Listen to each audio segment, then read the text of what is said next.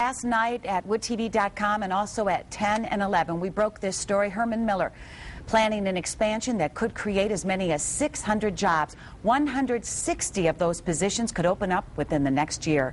Today, the state okayed tax credits to help move this project along. Right now, we take you to Holland Township. 24-hour News 8's Tony Tagliavia has a look at what those jobs might pay. Tony?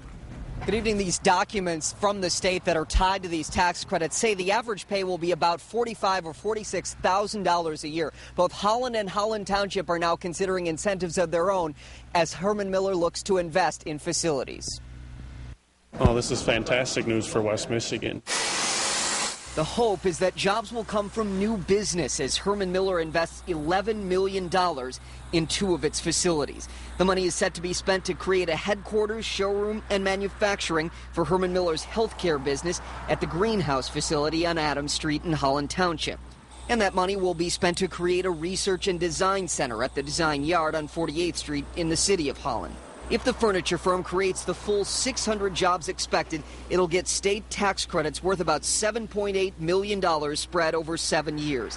That would mark a return to job creation after the company announced the elimination of about 600 jobs in early 2009. It's been pretty hard to maintain your job level in this difficult of an environment. State Treasurer Bob Klein, who now chairs the board that hands out these tax credits, says they make sense in cases like this, and he defends the credits themselves. They've come under fire from critics who say the state should not be picking winners and losers.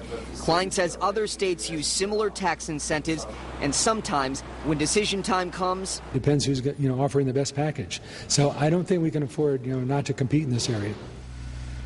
In this case, both state leaders and company leaders say there was a possibility that this expansion could happen in Sheboygan, Wisconsin, and New York City, where Herman Miller has other facilities. State leaders stress that these tax credits don't go out until companies actually create these jobs. As we mentioned, the jobs are expected to come as business grows for Herman Miller, something Herman Miller expects to happen, but that means there's not a rush of hiring happening right now. We do have a link to the roughly half dozen West Michigan jobs Herman Miller has open right now.